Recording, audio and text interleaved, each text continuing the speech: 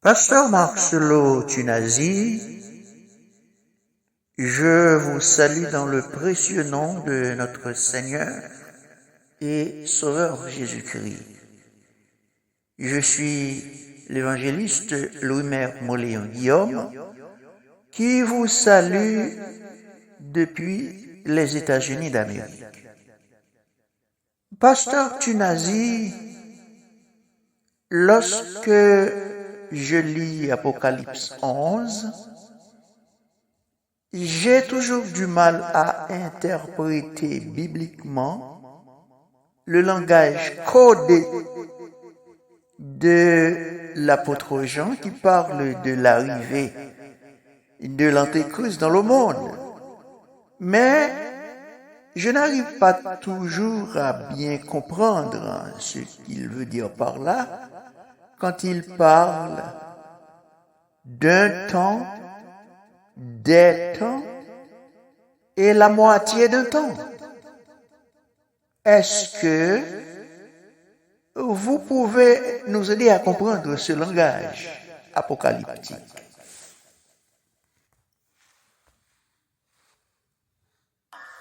Des temps et la moitié d'un temps. Cette semaine, c'est 7 ans. Un temps, une année. Des temps, 2 ans. La moitié d'un temps, ça fait 3 ans et demi. Et on parle de 1260 jours. Vous allez voir, ce sont des termes qui reviennent souvent pour donner le temps de la tribulation. 1260 jours, 42 mois. On parle de un temps, des temps, la moitié d'un temps. Et on parle de 7 semaines et de la moitié, plutôt on parle d'une semaine et de la moitié d'une semaine. C'est là qu'on trouve le chronogramme de la tribulation. Et 2 endroits nous donnent ce chronogramme, le livre de Daniel et le livre d'Apocalypse. Daniel et Apocalypse. D'ailleurs, on dit que le livre de Daniel, c'est l'Apocalypse de l'Ancien Testament. Lorsque tu veux connaître l'Apocalypse de l'Ancien Testament, c'est Daniel. Daniel et Jean, les deux, quand tu lis vraiment, tu sens que c'est le même esprit, pour dire que le Saint-Esprit déjà opéré dans l'Ancien Testament. Alors ça ne sert à rien de vous tenir debout parce que je vais lire beaucoup de choses. Alors prenez tout d'abord Apocalypse 11, versets 1 à 7. Prenez cela. 7 ans de tribulation, divisés en 2 parties. Les 7 ans de tribulation sont divisés en 2 parties. La première partie est appelée tribulation. La deuxième partie est appelée grande tribulation. Je répète, la première partie de la tribulation est appelée tribulation, 3 ans et demi de tribulation, et la deuxième est appelée grande tribulation. Pourquoi la différence entre tribulation et grande tribulation? Parce qu'au début de la tribulation, cette période de 7 ans, les premiers 3 ans et demi, l'Antichrist n'a pas encore vraiment le pouvoir. C'est un temps où il est en train de séduire la terre, mais c'est au milieu de la tribulation et jusqu'à la fin qu'il va prendre le pouvoir et va faire souffrir les hommes en leur imposant la marque de la bête. C'est pourquoi la première partie est appelée tribulation, la deuxième grande tribulation. Quand est-ce qu'il y aura la tribulation? C'est après l'enlèvement. Lorsque l'Église sera enlevée, ce ne sera pas la fin du monde. Ce sera la fin de la grâce, la fin des temps des nations. Mais le monde va continuer après l'enlèvement.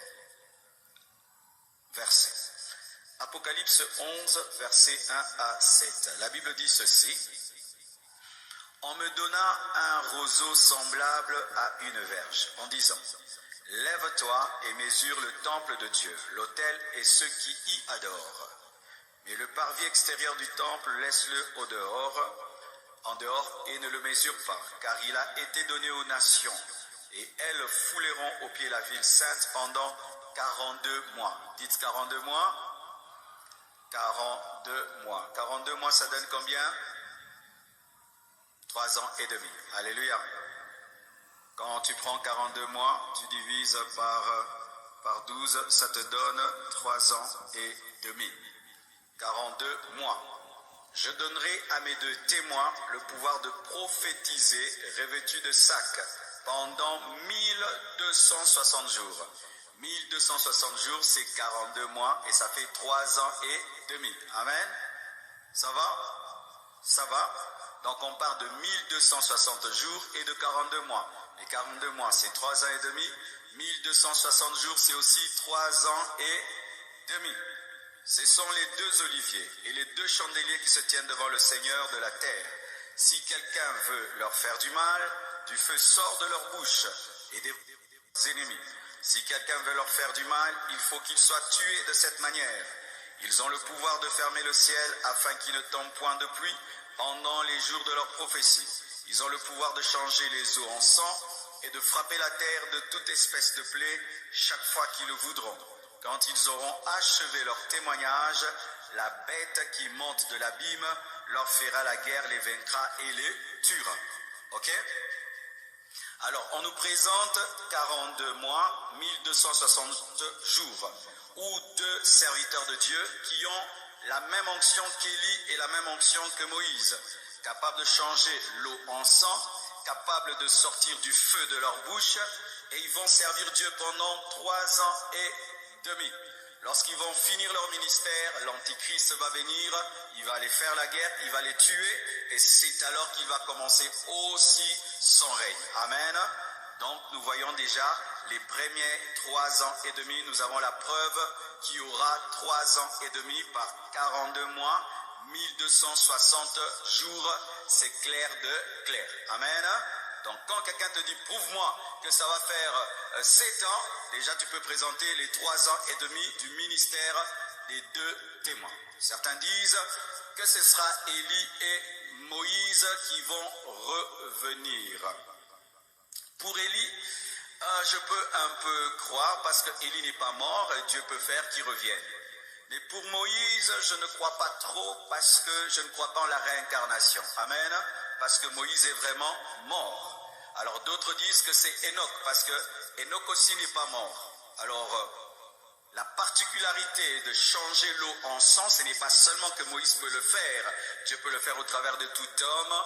Mais dire que c'est Moïse parce que Moïse a causé avec Jésus-Christ le jour de la transfiguration, ce n'est pas très fondé bibliquement.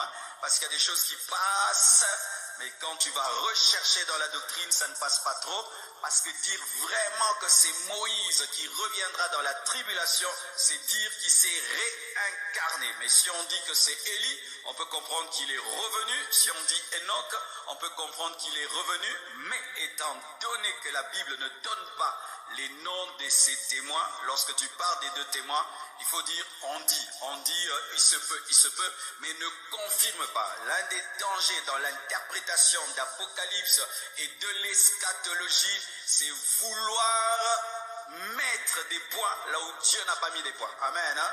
J'ai écouté un théologien qui a dit que l'une des coupes qui vont tomber sur la terre, ils sont déjà tombés sur la terre, c'est lorsque Saddam Hussein avait attaqué le Koweït. Vous voyez, des choses comme ça, il faut éviter. Amen. Donc, ce seront deux serviteurs de Dieu qui auront une puissance extraordinaire qui, pendant 3 ans et demi, vont servir Dieu dans la tribulation. Ensuite, ils seront tués par l'Antichrist et l'Antichrist maintenant va commencer aussi son autre partie de 3 ans et demi. Apocalypse 13, versets 1 à 5. Nous sommes en train de prouver que la tribulation aura 7 ans divisés en 2 parties de 3 ans et demi. 3 ans et demi, c'est le but. Apocalypse 13, versets 1 à 5. La Bible dit, « Et il se tint sur le sable de la mer. Puis je vis monter de la mer une bête qui avait 10 cornes et 7 têtes, et sur ces cornes 10 diadèmes, et sur ces têtes les noms de blasphème. » Il s'agit de l'Antichrist. La bête que je vis était semblable à un léopard. Je vous expliquerai ça dans les temps qui viennent, pourquoi on dit léopard, pourquoi on dit 7 têtes, pourquoi on parle de 10 cornes, 10 diadèmes, tout ça, j'expliquerai. Amen. La bête que je vis était semblable à un léopard, ses pieds étaient comme ceux d'un ours, et sa gueule comme une gueule de lion. Le dragon lui donna sa puissance et son trône et une grande autorité. Donc l'Antichrist aura sa puissance provenant du dragon, le dragon qui est le diable. Et quand on parle de léopard, on parle de ours, c'est-à-dire qu'il aura en lui le mélange de plusieurs empires qui l'ont précédé. Les Romains, les Perses, les Mèdes, les Babyloniens, tous ces empires seront manifestés dans l'Antichrist. Et je vis l'une de ses têtes comme blessée à mort, mais sa blessure mortelle fut guérie. C'est-à-dire que l'Antichrist aussi voudra dire au monde qu'il a connu la résurrection.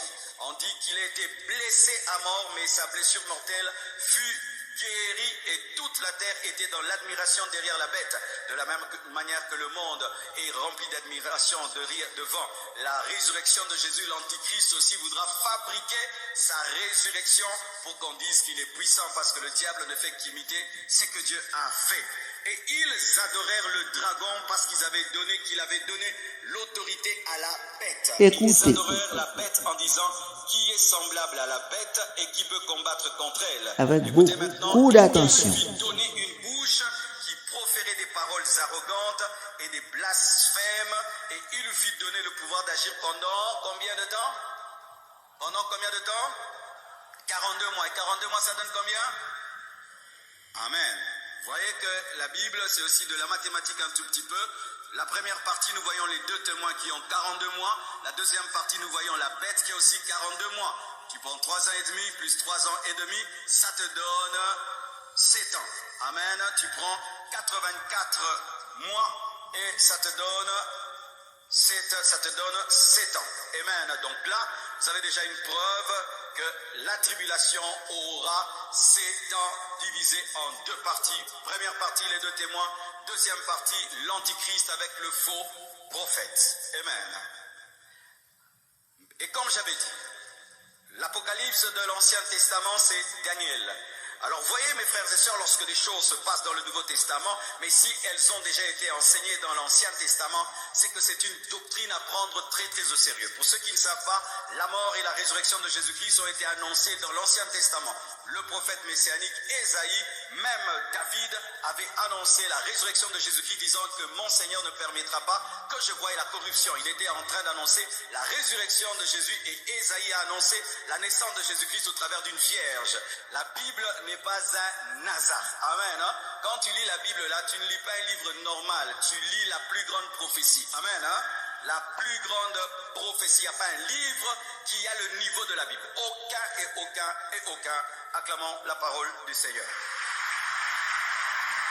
Suivez avec beaucoup d'attention. Lorsque nous rentrons dans Daniel 9, verset 27, faites tout pour enregistrer ce message. Amen. Hein? Même s'il y a des trucs là, gardez ça. Satan n'aime pas ce que j'enseigne aujourd'hui. Daniel 9, verset 27. La Bible dit ceci. Il fera une solide alliance avec plusieurs pour une semaine. Je vous avais parlé de la semaine, n'est-ce pas? La semaine, c'est combien? 7 ans. Amen. Un jour, une année. Et quand on dit il fera une solide alliance, il s'agit de l'Antichrist. Parce que vous devez savoir que l'Antichrist, c'est vrai, son pouvoir viendra du diable, mais aussi des hommes. Des présidents vont lui donner le pouvoir et vont accepter qu'il domine sur eux. Ce sera le président des présidents, ce sera le roi des rois. Comme Jésus est le roi des rois, lui aussi voudra être le roi des rois parce que lui, il cherche seulement à imiter Dieu. Amen. Il fera une solide alliance avec plusieurs rois pour une semaine, 7 ans. Et durant la moitié de la semaine. La moitié de la semaine, c'est combien? 3 ans et demi, tu vois. Il fera cesser le sacrifice et l'offrande. Le dévastateur, on l'appelle aussi le dévastateur, commettra les choses les plus abominables jusqu'à ce que la ruine et ce qui était résolu fondent sur les dévastateurs. Ça veut dire ceci, les hommes vont lui donner 7 ans de pouvoir, mais il ne va pas régner 7 ans. Au milieu de son règne, Dieu va arrêter son règne parce que si il prenait 7 ans, si tu prends 7 ans plus 3 ans et demi, ça donne combien? 10 ans et demi. Amen. C'est-à-dire que le plan du diable serait que la tribulation puisse prendre 10 ans et demi, mais Dieu, afin d'épargner les élus, va arrêter à 7 ans. Amen. Parce que l'Antichrist, après avoir pris le pouvoir, voudra régner 7 ans, mais Dieu va arrêter à 3 ans et demi. Amen. Son projet, ce sera 7 ans, mais Dieu va arrêter les 7 ans à 3 ans et demi. Pourquoi? Pour les martyrs de la tribulation, afin qu'ils ne puissent pas les persécuter à l'excès. Amen. Alors mes frères et sœurs, si nous lisons également Daniel 7, versets 25 à 26, la Bible dit toujours au sujet de l'Antichrist, il prononcera des paroles contre le Très-Haut. Il opprimera les saints du Très-Haut. Il s'agit des Juifs et des chrétiens qui vont refuser de prendre la marque, et il espérera changer les temps et la loi. Et les saints seront livrés entre ses mains pendant un temps. Un temps, ça fait quoi? Une année. Des temps, ça fait 2 ans. Et la moitié d'un temps, ça fait 3 ans et demi. Amen. Vous voyez dans le verset Daniel 9, verset 27, on lui donne une semaine, mais nous voyons dans Daniel 7, 25 à 26, on divise cette semaine en moitié. Amen. Vous êtes là? Alléluia, c'est clair, on voit qu'il aura 3 ans et demi. Les hommes vont lui donner 7 ans. Le diable va lui donner 7 ans, mais Dieu va lui donner 3 ans et demi. On dit, les saints seront livrés entre ses mains pendant un temps, des temps et la moitié d'un temps. Pourquoi on les livre entre les mains? Parce que dans la tribulation, il n'y aura pas la grâce. Amen. Là, on n'est pas livré entre les mains du diable. Mais dans la tribulation, les saints seront livrés entre ses mains et ils devront tenir jusqu'à la mort. Amen. C'est ça la différence. Là, tu n'es pas livré entre les mains de Satan, mais après l'enlèvement, tu seras livré entre ses mains et tu dois tenir bon jusqu'à la mort. Ils seront livrés entre ses mains pendant un temps, une année, des temps, 2 ans, et la moitié d'un temps, ça fait 3 ans et demi. Puis viendra le jugement et on lui ôtera sa domination qui sera détruite et anéantie pour jamais. On parle de sa défaite lors de la bataille de l'Armageddon, lorsque Jésus-Christ viendra avec les enlevés détruire l'armée de l'Antichrist qui va se liguer contre Israël. C'est là qu'il sera détruit après 3 ans et demi de règne. Amen. Prenons également Daniel 12, versets 4 à 7. Lorsque vous voyez dans la Bible quelque chose se répéter, 42 mois, un temps, des temps, la moitié d'un temps, 7 semaines, 1260 jours, sachez que ça arrivera. Donc quand nous prêchons là, 7 ans de tribulation, nous n'inventons rien, c'est écrit clairement dans la Bible. Daniel 12, verset 4, la Bible dit ceci. Toi, Daniel, tiens secrètes ces paroles et scelle le livre jusqu'au temps de la fin, notre temps. Plusieurs alors le liront et la connaissance augmentera. C'est ce qui nous arrive déjà. Et moi, Daniel, je regardais et voici 2 autres hommes se tenaient debout. L'un en deçà du bord du fleuve et l'autre au-delà du bord du fleuve. L'un d'eux dit à l'homme vêtu de lin, qui se tenait au-dessus des eaux du fleuve, quand sera la fin de ces prodiges? Écoutez, et j'entendis l'homme vêtu de lin, qui se tenait au-dessus des eaux du fleuve, il leva vers les cieux sa main droite et sa main gauche, et il jura par celui qui vit éternellement que ce sera dans un temps, des temps et la moitié d'un temps, et que toutes ces choses finiront quand la force du peuple saint sera entièrement brisée. Alléluia.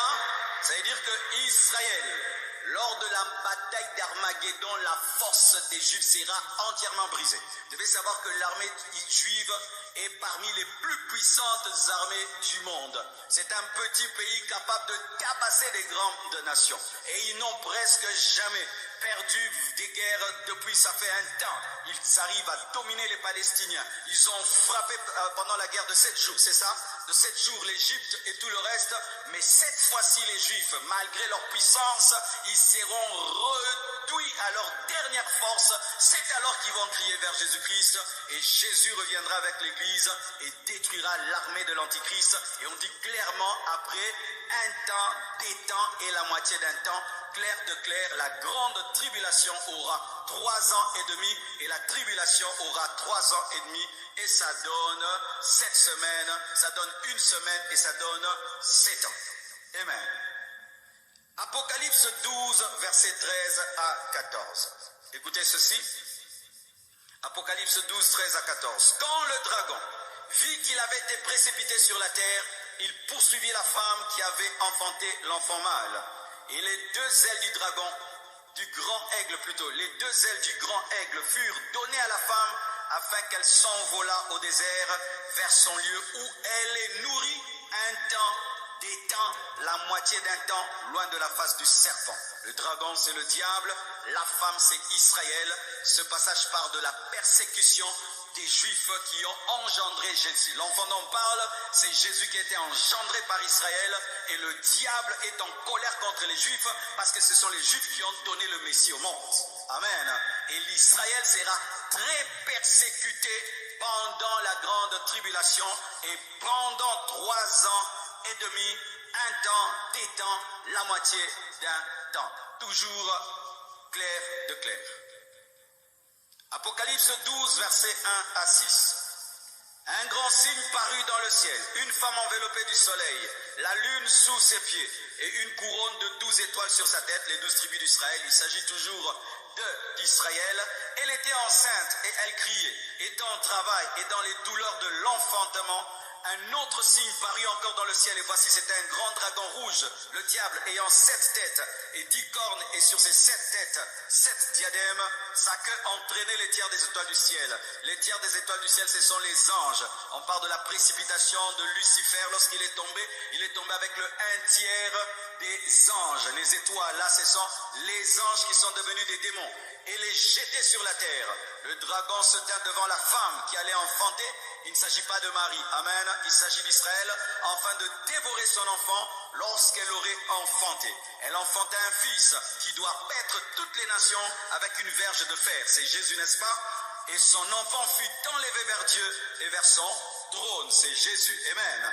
Et la femme s'enfuit dans le désert où elle avait un lieu préparé par Dieu, c'est-à-dire que Dieu prendra soin d'Israël aussi pendant la tribulation, afin qu'elle fût nourrie pendant 1260 jours. Ça donne combien? 3 ans et demi. Amen. Acclamons la Bible. Amen. Donc là, clairement, tu peux prouver à quelqu'un, quand tu dis 7 ans, 3 ans et demi, ces versets-là seulement, si tu le donnes à quelqu'un et il veut comprendre, il a l'intelligence spirituelle, c'est clair, de clair que ça va faire 7 ans, clairement. Amen. Qui est d'accord? Acclame Jésus. Alors le verset qu'on donne, que Dieu va abréger ça pour les élus, c'est lequel? Prenez le verset qui dit que pourquoi son règne sera abrégé. Matthieu 24, versets 21 à 22. Vous devez savoir que lorsque vous lisez Matthieu 24 parle de beaucoup de choses au même moment, mais sans faire de transition. Il y a des parties dans lesquelles Matthieu 24 parle de l'enlèvement, d'autres de l'avènement de Jésus-Christ comme lion, d'autres tribulations, d'autres de la persécution avant la tribulation. C'est pourquoi tu dois lire calmement Matthieu 24, ça ne parle pas que de l'enlèvement. Matthieu 24, versets 21 à 22, la Bible dit: car alors la détresse sera si grande qu'il n'y en a point eu de pareil depuis le commencement du monde jusqu'à présent, et qu'il n'y en aura jamais. Là, c'est la tribulation. C'est seulement dans la tribulation qu'on peut dire qu'il y a eu de la détresse comme jamais depuis que le monde existe. Ce ne sont pas les persécutions que les chrétiens vivent maintenant. La détresse la plus grande depuis que le monde existe, ce sera de la tribulation, parce que la tribulation est appelée la colère de l'agneau. Nos persécutions et nos épreuves présentes ne sont pas vraiment dans ce verset. Et maintenant, par rapport à cette période qui sera caractérisée par une grande souffrance, le verset 22 dit ceci: et si ces jours n'étaient abrégés, écourtés, rendus courts, personne ne serait sauvé. C'est-à-dire quoi? Que si la tribulation durait 10 ans et demi, même les martyrs de la tribulation allaient prendre la marque de la bête. Personne n'allait en échapper. Ils allaient se fatiguer, parce que pendant 3 ans et demi, tu ne peux pas acheter ni vendre sans avoir la marque de la bête. Il y a des gens qui allaient craquer et ils allaient finir par se prosterner. Et pour eux, Dieu va arrêter. Amen. Donc voyez, l'intention du diable, c'est d'amener le monde entier en enfer. C'est ça l'intention du diable, nous amener tous en enfer. Et si ces jours n'étaient abrégés, personne ne serait sauvé. Mais à cause des élus, ces jours seront abrégés. C'est quoi un élu? Un élu, c'est que vous devez savoir qu'il y a une différence entre la préscience de Dieu et la prédestination. Dites préscience Dites prédestination. Alors, j'entends des gens qui enseignent la prédestination d'une certaine manière, mais je trouve que c'est très dangereux de l'enseigner, comme de cette manière-là. Qu'est-ce qu'ils disent? Que avant même que tu naisses, Dieu a choisi qui ira au ciel et qui ira en enfer. Qui croit des choses comme ça? Si tu crois ça, n'évangélise pas. Celui qui doit croire, croira. Et celui qui doit se perdre, se perdra. Que je ne prêche même pas. Celui qui sera sauvé, sera sauvé. Pourquoi on prêche? Pourquoi on enseigne? Pourquoi on évangélise? Pourquoi on intercède? Les élus seront sauvés. Dieu va s'arranger. Une fois qu'il faut prêcher, une fois qu'il faut enseigner, une fois qu'il faut intercéder, donc il y a la part de l'homme. Amen. Alors, pourquoi leur on parle des élus? Les élus, ce sont les gens qui acceptent et qui accepteront. Accepteront. Pourquoi je dis accepteront? Parce que Dieu maintenant, dans sa préscience, préscience c'est quoi? C'est présavoir. Présavoir c'est quoi? C'est connaître les choses avant. Ce n'est pas vouloir les choses avant. Car il y a une différence entre connaître les choses avant et vouloir les choses avant. Dieu connaît le nombre des gens qui iront en enfer. Dieu connaît le nombre des gens qui iront au ciel. Mais ce n'est pas qu'il veut, il connaît. Parce qu'il peut connaître. Mais si nous disons, Dieu a choisi que tel nombre aille au ciel, tel nombre aille en enfer, eh bien mes frères et sœurs, ce Dieu-là est plus méchant même qu'un homme. Pourquoi? Je n'ai rien demandé pour être créé. Toi-même tu me crées. Je ne t'ai rien demandé pour venir sur la terre. Toi-même tu décides de m'amener sur la terre. Deux, tu m'empêches de croire en toi. Ensuite tu me jettes en enfer éternellement. Je t'ai fait quoi? Amen, hein? Je t'ai fait quoi?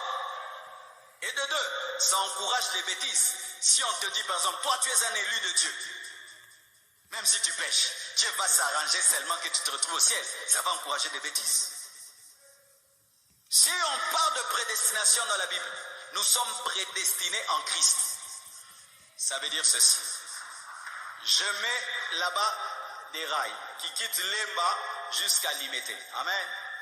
Je mets une locomotive et des rails. Je dis, celui qui veut arriver à Limete, tu entres dans la locomotive, tu vas te retrouver à Limete. Mais si tu n'entres pas dans la locomotive, tu n'arrives pas à Limete. La prédestination est en Christ. Si tu entres en Christ, tu vas arriver. Tu n'entres pas, tu n'arrives pas. C'est clair. Ne dites jamais, toi qui étais choisi pour aller en enfer, toi qui étais choisi pour aller être au ciel. C'est même très Alors, clair. les gens parlent de Judas. Judas n'était pas obligé de vendre Jésus. Et il n'était pas aussi obligé de se suicider, il pouvait se repentir parce que Pierre aussi s'est repenti et Jésus l'a recueilli. Les deux ont fait un péché, mais Pierre s'est ressaisi, Jésus l'a reçu. Si Judas s'était repenti, il allait être reçu. Mais Dieu qui connaît toutes choses avait vu en avance comment son fils allait mourir et il a écrit parce qu'il connaît les choses en avance. Si j'ai le don de connaître le futur et je t'annonce le futur, est-ce que je veux le futur? Je le connais et je le dis. Annoncer une chose n'est pas vouloir la chose, c'est connaître la chose. Parce qu'il y a des gens qui pensent comment Dieu le connaît, mais parce qu'il est Dieu, il connaît tout, il peut connaître sans vouloir. Amen. Donc, ces temps seront abrégés à cause des élus. Donc, il voudra faire souffrir le monde plus que cela, mais Dieu va arrêter son règne à 3 ans et demi au lieu de 7 ans. Parlons maintenant de la marque de la bête. Avant de vous donner les versets, j'aimerais vous dire ce que moi je crois de la marque de la bête. On dit que c'est un chiffre d'homme 666. Amen. 666. Et il y a beaucoup de gens qui calculent les noms des gens 666. Vous savez qu'il y a beaucoup de noms des gens, si tu calcules, tu trouves 666. Vous savez ça? Il y a même, on avait calculé le nom d'un serviteur de Dieu, ça avait 666. D'autres ont calculé le nom de Bill Gates, d'autres ont calculé des noms des gens.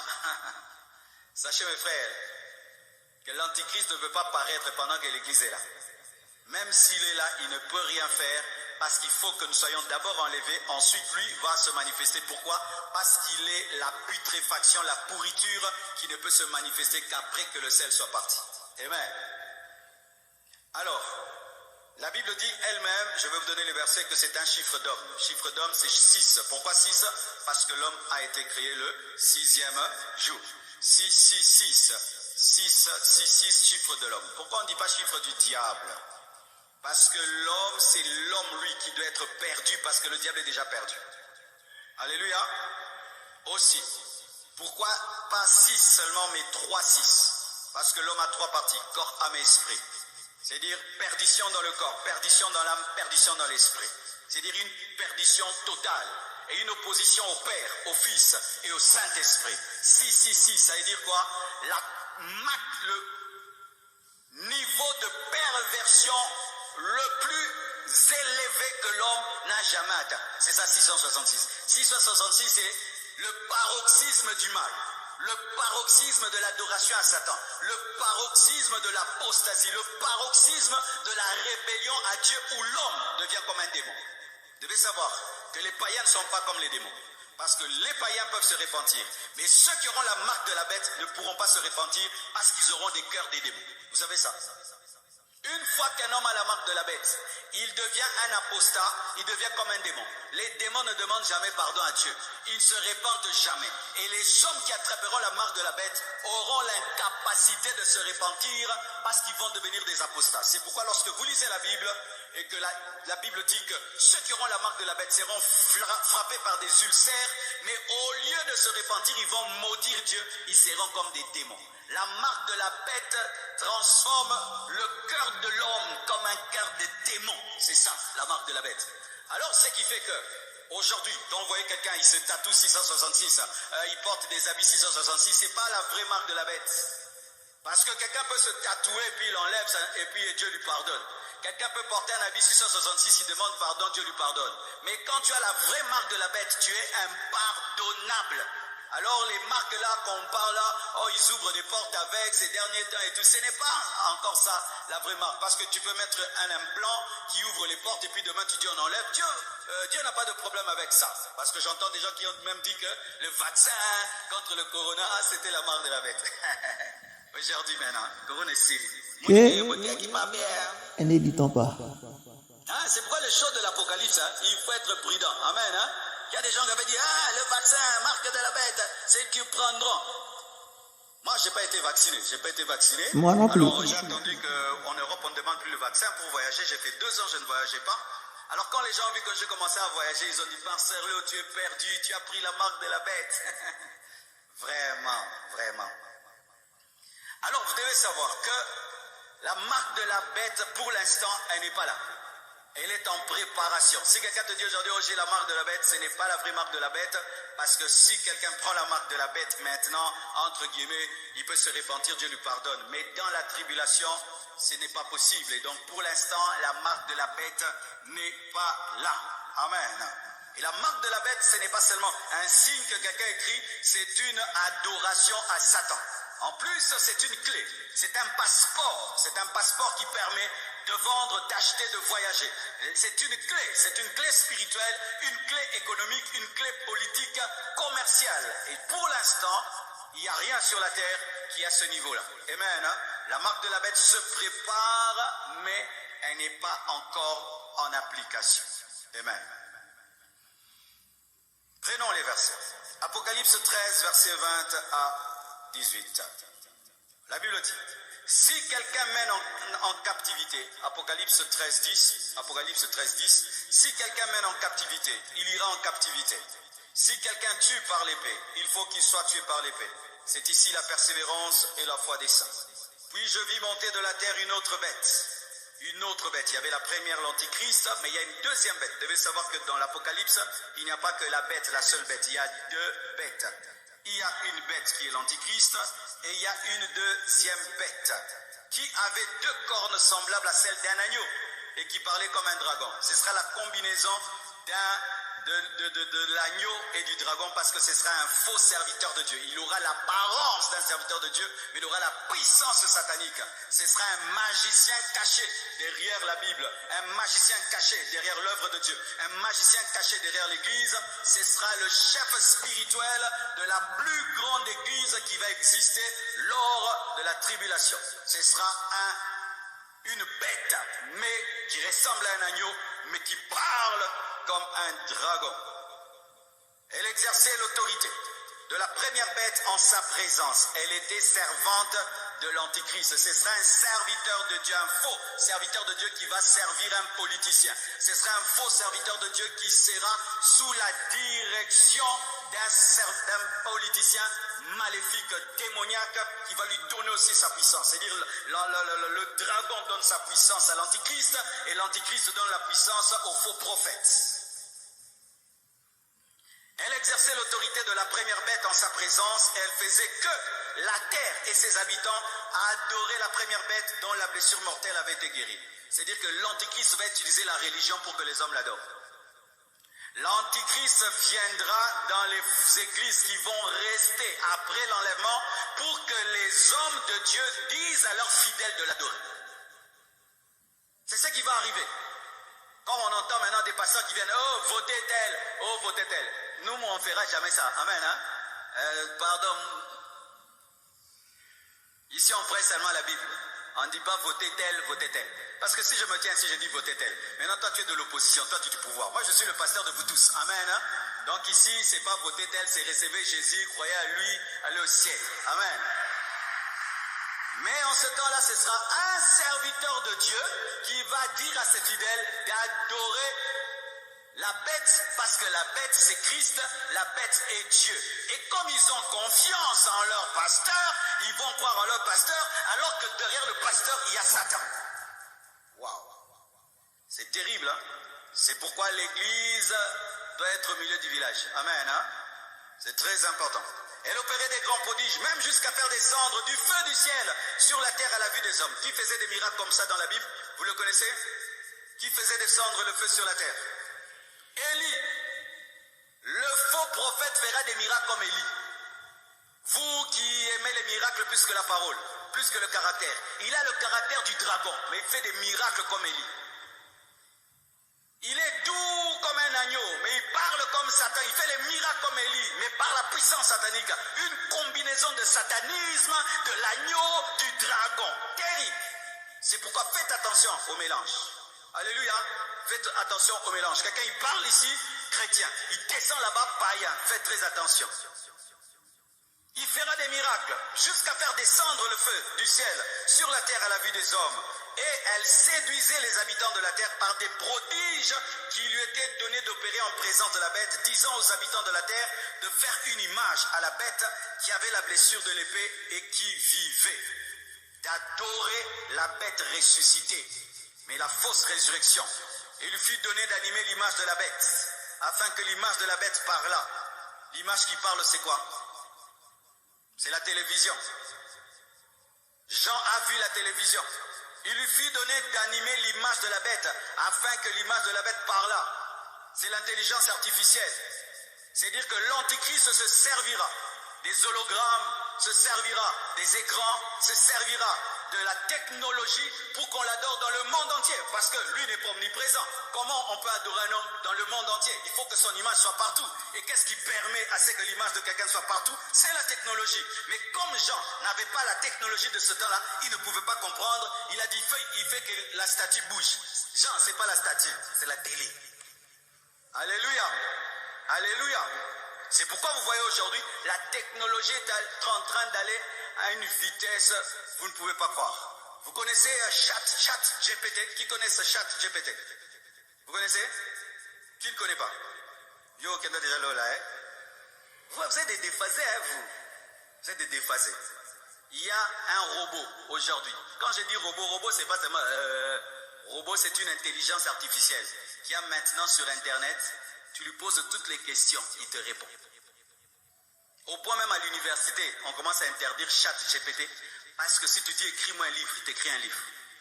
Tu dis écris-moi un livre, il t'écrit les livres. Écris-moi un poème, il te fait un poème. Écris-moi comment on cuisine, il t'écrit tout. Tu lui demandes même comment on peut faire une rébellion, il te montre. Je te dis, et à l'instant, je te dis, une intelligence, c'est effrayant, c'est vraiment effrayant. Chat GPT. Tapez ça sur YouTube et faites des recherches dessus. Je vous dis, c'est une des dernières technologies qui vient de sortir, qui fait trembler la Silicon Valley. C'est terrible, tu sens que ça, ce n'est plus normal. Il a l'intelligence comme toi. Toute question tu poses, à l'instant, il te répond. Il peut même tricher pour toi à l'examen. Oui, c'est interdit dans les yeux. Oui, il peut tricher pour toi à l'examen. Alors avec une précision, tu ne peux pas croire. L'intelligence est en train d'augmenter, mes frères. Nous sommes arrivés à un temps où si tu refuses de croire que Jésus revient bientôt, c'est volontaire. Amen. Hein? Et la Bible dit ceci, il lui fut donné d'animer l'image de la bête, afin que l'image de la bête parlât, et qu'elle fit que tous ceux qui n'adoraient pas l'image de la bête fussent tués. Tu n'adores pas, tu meurs. Ce sera une adoration obligatoire. C'est pourquoi je dis que Dieu est plus fort que Satan. Parce que lui convainc par l'amour pour qu'on puisse l'adorer. Satan a besoin d'utiliser la mort. Je vais te tuer si tu ne m'adores pas. Alléluia. Jésus, lui, il est mort à la croix. Regarde comment on l'aime. Mais Satan, il n'est mort pour personne. Et il dit, adore-moi sinon je te tue. Sorcier, votre maître est faible. Regarde comment il finit. En imposant aux gens l'adoration. Jésus ne l'impose à personne. Il te convainc et tu adores. Il te convainc et tu l'aimes. Il te convainc, tu te réveilles. Est-ce que tu as déjà vu une épée qui veut te tuer pour adorer Jésus? Pourquoi? Il est tellement puissant qu'il est capable de t'enseigner et que tu puisses tomber amoureux de lui. Il n'a pas imposé à la Samaritaine de l'adorer. Il lui a parlé. Elle a jeté sa coupe, sa cruche. Et elle a adoré. Jésus est supérieur à toutes ces religions. Vous ne croyez pas en notre Seigneur, on vous tue. Vous ne croyez pas en notre prophète, on vous bombarde. Non, on bombarde personne. On bombarde avec la prière, avec la parole, avec l'amour. Lorsque tu veux faire la différence entre deux religions, entre guillemets, regardez ceux qui n'utilisent pas la force. Ils sont les plus forts. Les religions faibles utilisent la force. Les religions fortes utilisent la parole, la conviction. Parce que quand tu es fort, tu parles, tu convaincs. Mais quand tu es faible, bombe et tuer les gens. Non, tue avec l'évangile. On te persuade, on te bombarde, on te prêche, tu pleures, tu abandonnes. Donne-moi la main. C'est une faiblesse que de bombarder les gens qui ne croient pas en vous. C'est une faiblesse que de tuer les gens qui ne croient pas en votre doctrine. C'est une faiblesse que de persécuter quelqu'un qui ne croit pas en ce que tu crois. Vous savez ça? Si vous avez un païen chez vous, vous le persécutez parce qu'il n'est pas chrétien, vous êtes des faibles. Vous devez beaucoup l'aimer et le convertir par l'amour. Nous, les chrétiens, on ne fait pas souffrir les païens. D'ailleurs, on les aime tellement qu'ils changent. Amen. Hein? Les chrétiens qui font souffrir les païens n'ont pas compris l'évangile parce que Jésus est mort pour les païens. Oh, donne-moi la main. Faiblesse du diable. Il fut donné d'animer la bête afin que l'image de la bête parlât et qu'il fit que tous ceux qui n'adoraient pas la bête fussent tués. Et elle fit que tous, petits et grands, riches et pauvres, libres et esclaves, reçussent une marque sur leurs mains, c'est là où tu travailles, sur leur front, l'intelligence qui voudra dominer nos activités et notre raisonnement. Et quand tu domines l'activité de l'homme et son raisonnement, tu le possèdes, parce que ce sont ces deux choses qui nous permettent de faire des grandes choses, la pensée et l'action. Il voudra dominer la pensée, l'activité et la pensée. Et que personne ne put acheter ni vendre sans avoir la marque et le nom de la bête et le nombre de son nom. C'est ici la sagesse que celui qui a de l'intelligence calcule le nombre de la bête, car c'est un nombre d'hommes, et son nombre est 666. Alors il y a des gens qui disent aujourd'hui que l'intelligence artificielle c'est la bête. C'est faux parce que la Bible dit c'est un nombre d'hommes, ce sera un nombre. Et on dit aussi qu'à la fin, l'Antichrist sera jeté en enfer. On ne va pas jeter un ordinateur en enfer. Donc, quand les gens disent que la bête, c'est la nouvelle technologie, non, ce n'est pas la nouvelle technologie. Ce sera un homme qui va utiliser les nouvelles technologies. Mais ce ne sera pas la nouvelle technologie parce que la nouvelle technologie ne finit pas dans le feu, ne finit pas en enfer. L'Antichrist, ce sera vraiment un homme. Ce sera vraiment un homme, un politicien très intelligent, très influent, qu'on n'a jamais eu depuis que le monde existe. Il sera plus grand qu'Hitler, plus grand que Néron, plus grand que tout, que Napoléon Bonaparte, que tous les dictateurs qu'on a eus sur la terre. Il existera réellement, ce ne sera pas une intelligence artificielle, mais il se servira de l'intelligence artificielle. Apocalypse 14, versets 11 à 12. Nous sommes en train de parler de la marque de la bête. Amen. Hein? La Bible dit ceci, dans Apocalypse 14, versets 11 à 12. Et la fumée de leur tourment de leur tourment. Le verset Apocalypse 13 que je vous ai donné, c'est l'instauration de la marque de la bête et sa promotion par le faux prophète. Maintenant, je vais vous parler de la haine que Dieu a pour la marque de la bête, qu'il ne faut pas prendre à la légère, la marque de la bête. Voyez l'attitude et le comportement de Dieu face à ceux qui prendront la marque de la bête. Apocalypse 14, versets 11 à 12. La Bible dit: et la fumée de leur tourment monte au siècle des siècles, et ils n'ont de repos, ni jour ni nuit, ceux qui adorent la bête et son image, et quiconque reçoit la marque de son nom. C'est ici la persévérance des saints qui gardent les commandements de Dieu et la foi de Jésus. Ceux qui auront pris la marque de la bête, la Bible dit qu'ils seront tourmentés dans le feu au siècle des siècles, sans repos, ni la journée, ni la nuit. C'est l'enfer. Une fois qu'un homme a pris la marque de la bête, il ne peut pas dire: Dieu, excuse-moi, j'avais un peu faim, j'avais peur, excuse-moi, on enlève. Une fois que tu prends cela, pour toi, ce sera le feu éternel, les tourments éternels au siècle des siècles, sans répit. Parce que la douleur, des fois, elle lâche et puis elle revient, mais ce sera une douleur qui ne se reposera jamais, qui ne s'arrêtera pas une seule seconde. C'est déjà la fin Rater de l'enlèvement, ce n'est pas aller en la enfer, mais c'est trop proche de première l'enfer. Parce que partie. peu de gens vont résister devant cette tentation de prendre la marque de la bête, et une fois que tu prends, c'est l'enfer. Ne ratez pas l'enlèvement, ne ratez pas l'enlèvement, ne ratez pas l'enlèvement, ne ratez pas l'enlèvement, ne ratez pas l'enlèvement. La deuxième partie Apocalypse 16, viendra verset 1 à 2, parce qu'on ne fonde pas la doctrine sur un verset. quelque temps Dit après. ceci,